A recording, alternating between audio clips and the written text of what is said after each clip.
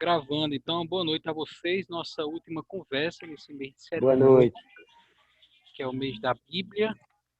Nosso coração se alegra por vocês aqui, né? Nosso irmão Ademir, Marluce, Reginaldo, Viviane, Ivoneide, Sueli, Fernandão, a de Canhotinho, e a Sueli também está por aqui, mas alguém deverá chegar. E nós acolhemos de maneira muito especial nosso convidado, o professor, historiador e filósofo Paulo Roberto, que vai direcionar nossa conversa, essa nossa última conversa do mês da Bíblia, do mês de setembro.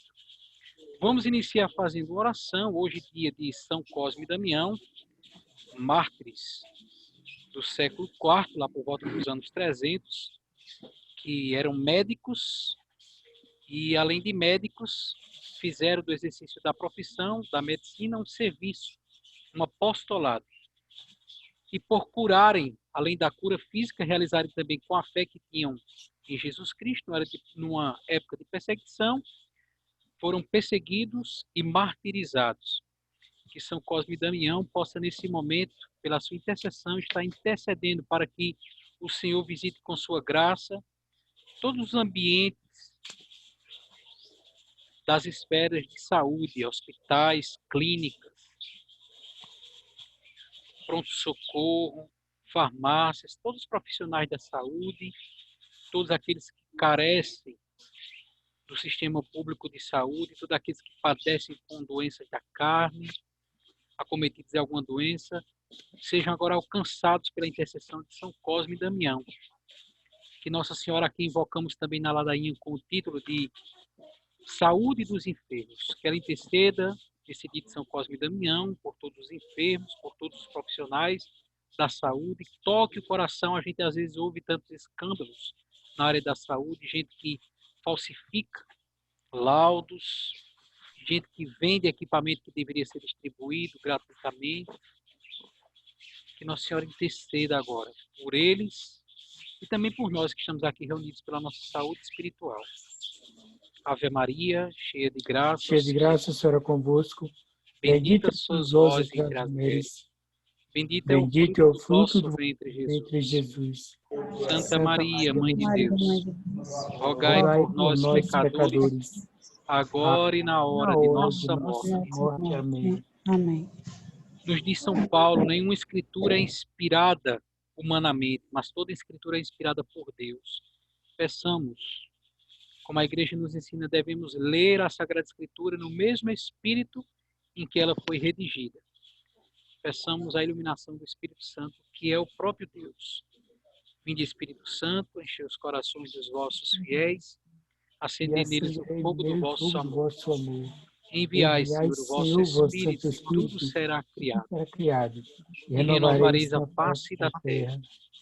Deus, que instruíste os corações dos vossos fiéis, com a luz do Espírito Santo, fazei que apreciemos retamente todas as coisas, segundo o mesmo Espírito, e gozemos sempre de sua consolação. Por Cristo, Senhor nosso. Amém. Amém.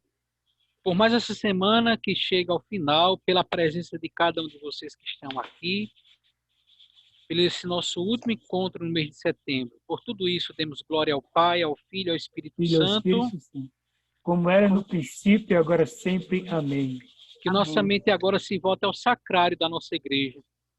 Vamos pedir que o Santo Anjo leve o nosso amor e demonstre o nosso amor, leve o nosso amor até o divino prisioneiro de nossas almas.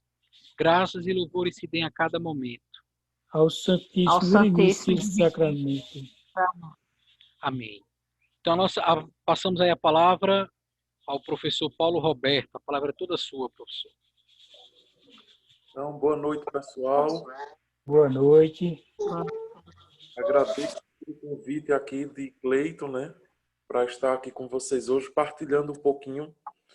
Vamos conversar um pouco sobre a Léxio Divina, uma metodologia muito profunda, muito bonita de espiritualidade, para uma leitura mais coerente da palavra de Deus, uma leitura orante da palavra de Deus, né? Então, eu vou passar aqui alguns slides para vocês e aí a gente vai ser facilitado, né? Vou pedir a contribuição de vocês também, para que possam fazer a leitura dos slides, e assim a gente vai facilitando a nossa conversa, certo? Desde já eu digo a vocês que, né, já fica aberto a cada instante que a gente for fazendo a leitura, vocês podem ir complementando, fazendo perguntas, e assim a gente vai tirando nossas dúvidas, tá bom? Então, Ok. Cleito, está permitido aqui para eu fazer compartilhamento? Tá? Pronto.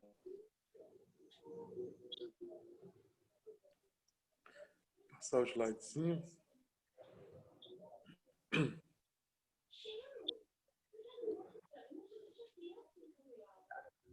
Confirmem aí.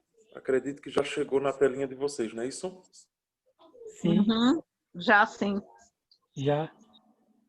Então, gente, em primeiro lugar, a gente precisa entender que existem diversos modos e diversos, né, pontos de vista que a Sagrada Escritura ela pode ser lida e que pode ser estudada, né? Claro que o mais comum é que a gente faça uma leitura espiritual da palavra de Deus, principalmente na igreja, evidentemente. Mas historiadores, antropólogos, filósofos, enfim, né, outras pessoas que trabalham em outros campos da ciência, principalmente das ciências humanas, também fazem a leitura da Bíblia a partir de outros olhares e com outros pontos de vista, né, observando mais questões históricas, questões culturais e sociais. Mas nós, que temos uma vivência prática na igreja, temos que ter um olhar espiritual e principalmente um olhar orante da palavra de Deus. E aí a igreja, de forma muito sábia, adquiriu do povo judeu, né, o povo ao qual Jesus pertencia, algumas metodologias e algumas maneiras práticas para essa leitura da Sagrada Escritura. Já antes mesmo de Jesus, existiam várias formas que os judeus utilizavam para a leitura da palavra. E os cristãos, por sua vez, foram organizando uma metodologia, né, que foi sendo utilizada e que ela se tornou muito prática, né, e assim muito divulgada, né, durante a Idade Média. Essa metodologia chegou até os nossos dias e, mais especificamente, um monge chamado Guido, né, foi quem atribuiu 4 degraus para essa metodologia da leitura orante, que a gente também chama de Lexio Divina, né? Palavrinha, um termo em latim, Lexio Divina, mas na verdade, a leitura orante da palavra de Deus, que é essa metodologia que a gente vai estudar hoje, para entender um pouco melhor. E eu espero que a partir de hoje vocês possam praticar isso de modo cotidiano, né? No nosso dia a dia a gente pode utilizar essa metodologia para que a gente tenha também uma intimidade maior com a palavra de Deus. Então veja, cultivar, né, leitura orante da palavra de Deus, cultivar uma mística enraizada na palavra de Deus como fonte de coragem para responder aos desafios atuais. Ou seja, é na palavra de Deus que a gente vai ter a nossa fonte, né, que é o próprio Jesus Cristo, para que possamos ter coragem, né, de responder aos desafios aos quais a gente tem que enfrentar no dia a dia. Todos nós cristãos, né, estamos aí em um caminho para a salvação. E nesse caminho encontramos muitos desafios. Esses desafios a gente pode superar cada um deles e todos eles por meio, né, dos ensinamentos da Sagrada Escritura. Então, quem poderia ler para a gente esse primeiro slide? A palavra de Deus. Continue, pode continuar. A palavra de Deus é a primeira fonte de toda a vida cristã. Ela sustenta um relacionamento pessoal com o Deus vivo e com sua vontade salvífica e santificadora. A Lectio Divina, desde o nascimento dos institutos de vida consagrada, particularmente no monarquismo, foi tida na mais alta consideração. A leitura orante nasce da certeza da fé de que a palavra está na tua boca e no teu coração, para que ponhas em prática. Então, veja, a gente percebe aqui, né, a Lectio Divina desde o nascimento dos institutos de vida consagrada, ou seja, das congregações na igreja, particularmente no monarquismo, foi tida na mais alta consideração. E aqui eu complemento, né? Também nos nossos dias, nas pastorais, movimentos e serviços, nas novas comunidades, né, nos movimentos dos quais a gente faz parte na igreja, todos eles têm, né, aqui a palavra de Deus e a Lectio Divina como um sustentáculo, né, para que a gente possa aprofundar ainda mais a nossa espiritualidade, certo? Então, tem uma grande consideração na nossa caminhada de fé. Quem pode ler para a gente?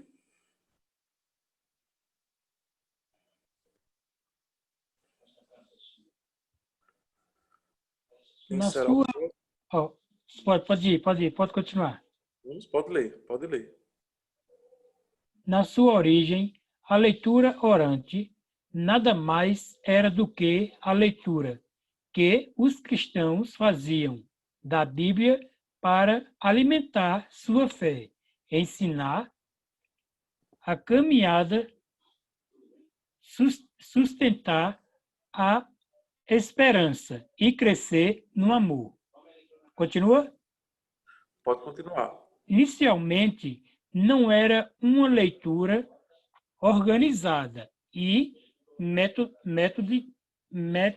metódica, mas era própria vida cristã, que se transmitia de geração em geração. A expressão Lectio Divina vem de origens, sua sistematização em 4 degraus, como nós a conhecemos. Hoje veio só no século XII, por volta do ano 1150, com o monge Guido. Isso. Então, veja, esse texto inicial aqui é só para a gente, né, introduzir um pouquinho, para a gente ter um conhecimento prático, né, do que é a leitura orante. Então, na sua origem, nada mais era do que a leitura que os cristãos faziam da Bíblia para alimentar sua fé, animar a caminhada, né, sustentar a esperança e crescer no amor. Então, desde o início do cristianismo, a palavra de Deus sempre teve sua importância, né, sempre teve sua centralidade na liturgia, certo? Então, desde o início, os primeiros cristãos, eles sempre tiveram ali proximidade, bastante intimidade com a palavra de Deus. Mas daqui a pouquinho a gente vai falar mais e melhor sobre a escuta da palavra de Deus. Porque nem sempre foi apenas o texto escrito como nós temos, né? A Bíblia já organizadazinha, bonitinha como a gente tem hoje, né? Sempre foi assim. Então, logo no início, era a vivência mesmo dos próprios cristãos, era aquilo que eles escutavam dos primeiros apóstolos, que depois foi sendo passado de geração em geração. Essa foi a primeira forma com que a palavra de Deus, principalmente no Novo Testamento, né, foi sendo organizada. Depois é que ela começou a ser escrita e organizada como o livro que nós temos hoje, né? Esse livro bonitinho, já organizado. Acho que Cleiton já falou isso para vocês nas aulas anteriores, né? Então, para chegar nesse livro, então houve primeiro uma prática, né, já vivenciada, já desde o início. Passando aqui, quem pode ler? Hoje, a vida religiosa percebe sempre mais a centralidade da leitura orante em sua identidade e missão. Uma itinerância com bem mais de 4 passos, em que proclama, partilha e reza, com a vida e com a história. A palavra de Deus, caminho imprescindível do discernimento pessoal e comunitário. Reaprender a leitura orante é tarefa urgente para que a vida religiosa possa ser fiel ao que Deus e o povo pedem dela. Ótimo. Então aqui está falando aí vida religiosa, mas a gente pode colocar aqui toda a nossa vida cristã, certo? Porque esse texto ele é tirado de um subsídio próprio para a vida religiosa no Brasil. Mas todos nós estamos contemplados aí quando fala, né, dessa necessidade de redescobrir, reaprender ainda mais essa leitura orante da palavra de Deus. É uma forma muito carinhosa que todos nós temos que ter com a palavra de Deus. Então agora a gente vai falar um pouquinho do itinerário próprio da leitura orante e vamos partir para esses 4 passos, né, esses 4 degraus metodológicos, a partir de uma metodologia, onde a gente vai fazer aí 4 passos da leitura orante para que a gente possa realmente colocá-la em prática, né?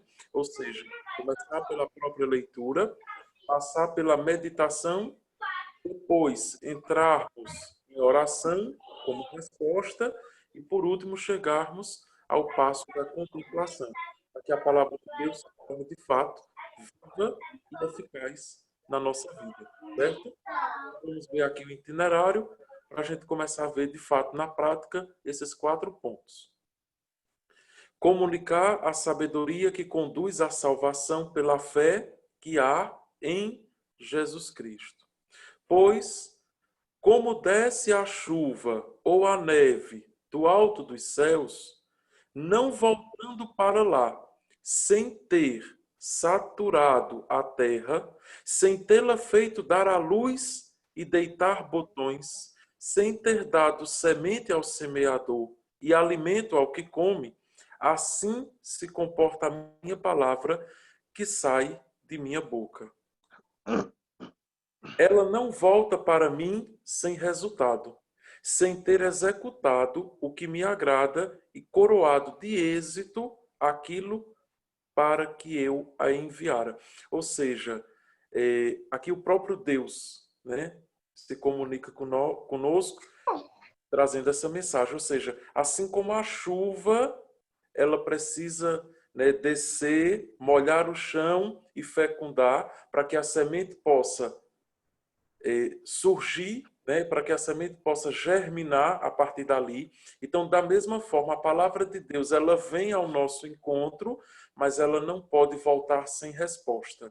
Ou seja, a palavra de Deus, ela vai em nosso coração, na nossa mentalidade, na nossa espiritualidade, na nossa vivência de fé, ela vai ser exatamente como chuva. Ela vai molhar o terreno, a palavra de Deus ela vai fecundar e nossas ações como cristãos é que vai, de fato, mostrar que essa semente, ela fecundou, ela deu frutos, né?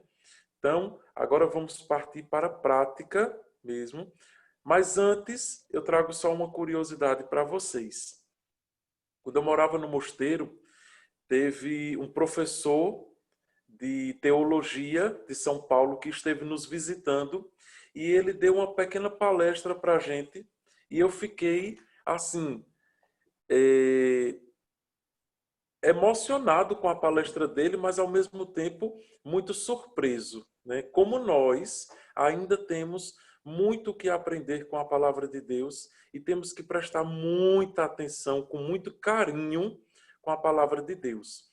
Na fala dele, ele demonstrava para a gente um método muito utilizado pelos judeus para a leitura da palavra de Deus. Inclusive, na fala dele, no momento, eu era o único do mosteiro que estava lá. Os outros eram pessoas leigas do Recife que estavam participando. E aí eu intervim na hora, porque todos nós monges, aliás, os monges lá, né? Eu fazia parte da comunidade, todos praticávamos e ainda pratico a leitura orante da palavra de Deus. Esses 4 passos simples. Mas quando ele falou do método judaico, muito utilizado pelos judeus até os dias de hoje, eu fiquei besta, né, com aquela metodologia toda chamada Midrash, a metodologia midrástica, onde, para fazer a leitura dessa forma midrástica, que é uma leitura minuciosa da palavra de Deus, para começar, só se pode fazer essa leitura com no mínimo 3 judeus juntos. Veja que interessante. Para começar, tem que ter 3 pessoas juntas para poder fazer a interpretação da palavra de Deus. Interessante que entre os judeus tem essa questão aqui da trindade, né? Eles já traziam consigo essa ideia de que pelo menos 3 judeus teriam que estar ali, ao redor da palavra de Deus, como que estivessem celebrando mesmo a liturgia. E eles fazem a leitura da palavra e depois eles começam a escrever em textos, escrever de forma manuscrita as interpretações que eles fazem daquele único versículo que eles leem. E aí esse professor revelou para a gente que em algumas sinagogas mais antigas, judaicas, se tem bibliotecas enormes só com volumes e mais volumes feitos pelos grandes sábios do judaísmo com interpretações de toda a Sagrada Escritura do Antigo Testamento. Ou seja, eles tratam com tanto carinho, com tanta importância, que de tempos em tempos eles estão ali reunidos e continuam fazendo essas interpretações midrásticas. E como boa parte desses sábios fazem essas interpretações no próprio original, então aí se torna mais minucioso ainda o estudo deles, porque cada letra no hebraico tem um significado diferente. E aí esse professor trouxe para a gente uma única palavra da Bíblia, uma única, eu não lembro mais, se eu não me engano, era a primeira letra do Gênesis, e se eu não estou enganado, era o Berishat, se eu não me engano, era assim que se pronunciava. Uma única palavra, ele destrinchou letra por letra e começou a dar todo o significado da primeira palavra do Gênesis. Veja como eles são detalhistas e minuciosos e como eles têm todo um cuidado e um carinho com a palavra de Deus, né? Então veja com quantos detalhes eles estudam e para que eles possam fazer uma nova interpretação sobre qualquer palavra do Antigo Testamento, eles têm que fazer pesquisas profundas e mais profundas em todos os textos midrásticos que já existem, né, já feitos pelos antigos sábios judeus. Então não é uma coisa qualquer, que qualquer um sai fazendo interpretação.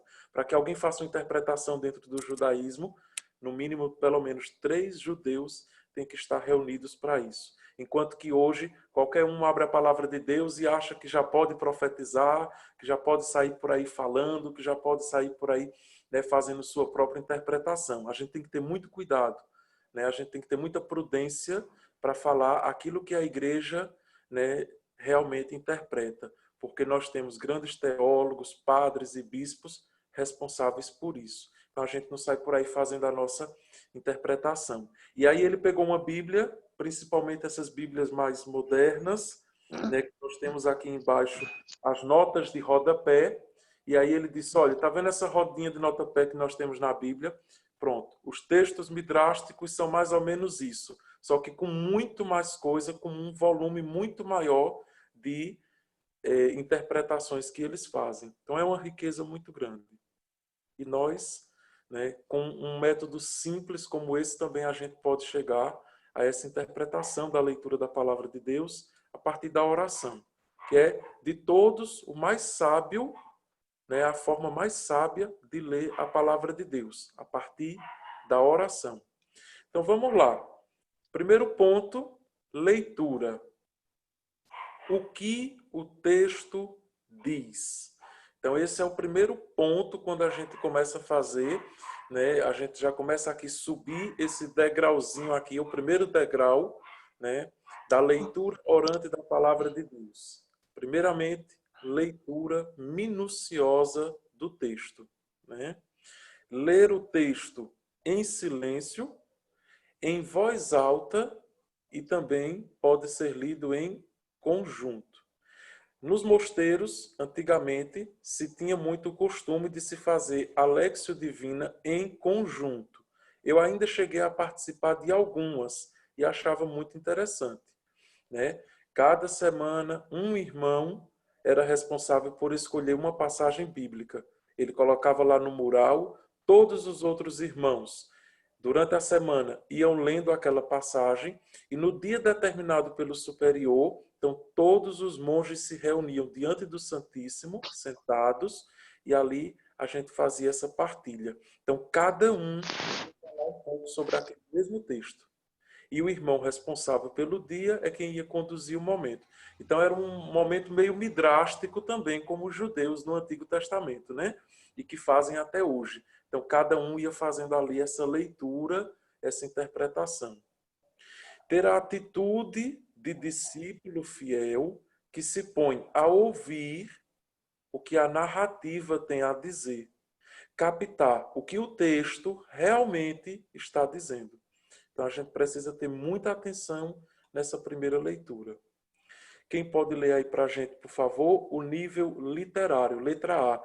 Essa questão da leitura, ela ficou dividida aqui de 3 formas, né? 3 formas de leitura. O nível literário, o contexto histórico e o nível teológico. São 3 formas de leitura só para o primeiro degrau, né, da Léxio Divina. Então, quem pode ler para a gente a letra A?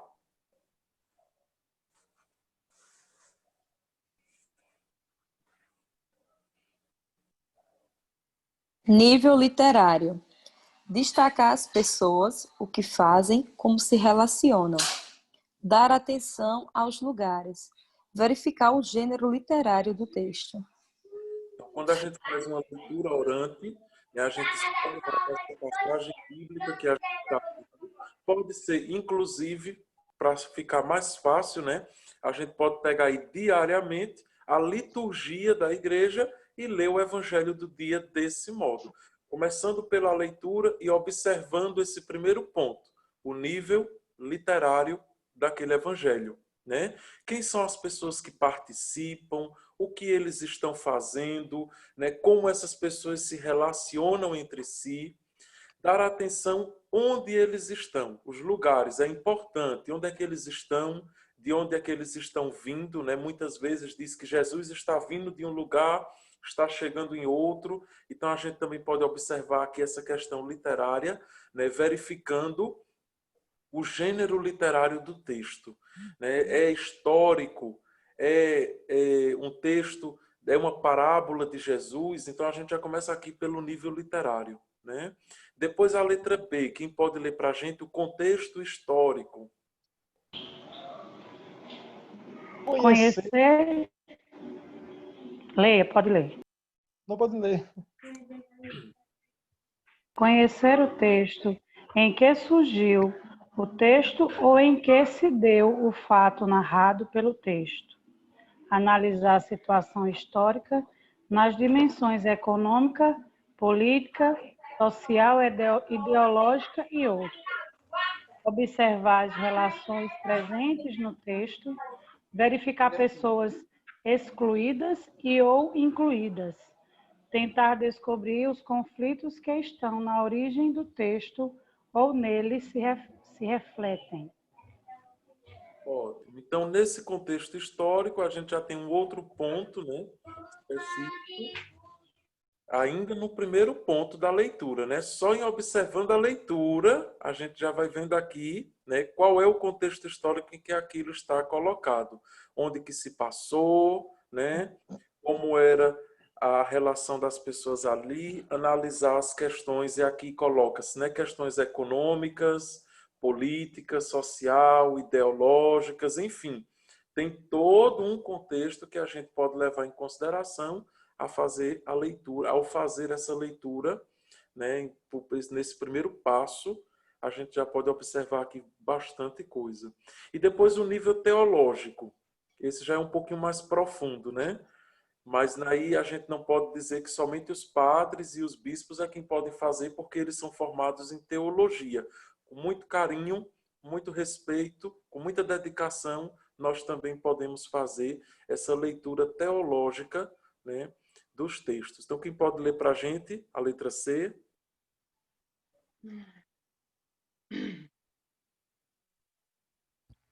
Aqui aparece um pouco cortado, Está professor. um pouco cortado. Então, Só deixa eu... aparece o primeiro ponto da letra C. Ah, é? Então, eu leio aqui. O nível teológico, né? Perceber a boa nova do texto para aquele tempo.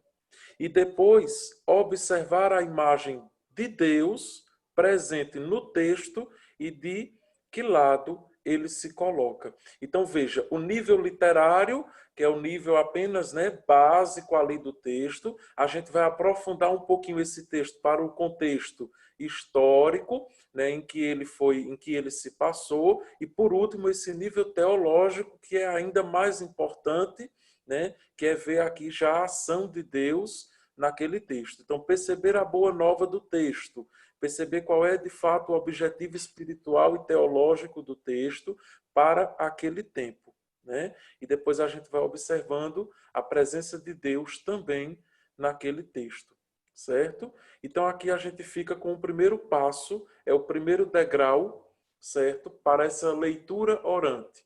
É a leitura. Primeiro passo, ler atentamente e observar todos esses pontos. Professor Paulo, Sim, pode falar? quero colocar só uma observaçãozinha e até assim interagir com a aula. Eu costumo também prestar muita atenção na ação do verbo, né? No mover dos verbos. Eu acredito que eles falam muito. Isso. Com certeza. A gente presta muita atenção a essas questões, né? Eu lembro que eu Uhum. em relação a isso, né? Como cada palavra ela se coloca dentro do texto, o contextozinho de cada palavra, como a gente pode interpretar tudo aquilo. E é assim, quanto mais a gente vai se aprofundando, melhor. Claro que a gente, né, eu costumo dizer, somos apenas leigos da igreja, ninguém aqui é um exegeta. Temos aí o Cleito, que é teólogo, né? Tem o curso de teologia, né, Cleito? Você tem um pouco mais de propriedade da Sagrada Escritura. Mas eu lembro, por exemplo, monges mais velhos melhor do latim, melhor de outras línguas, quando eles fazem essas leituras. Por exemplo, o meu professor de Bíblia no Mosteiro, né, ele falava fluentemente 5 idiomas. Certo? Veja só a capacidade desse homem, né? Ele tinha a Bíblia lá em francês, italiano, espanhol, inglês, português e latim. E aí, quando ele ia fazer o texto da Bíblia, ele tinha lá vários textos onde ele podia fazer uma comparação aqui de várias de várias interpretações diferentes, e aí ele observava com mais detalhe algumas questões. Por exemplo, a nossa Bíblia da Ave Maria, no Brasil a gente chama de Bíblia da Ave Maria, porque é da editora Ave Maria, mas na verdade essa Bíblia aqui ela é um clássico, assim, ela é muito importante, porque ela foi traduzida pelos monges, né, um pouco mais recente, pelos monges belgas. Né, eles se organizaram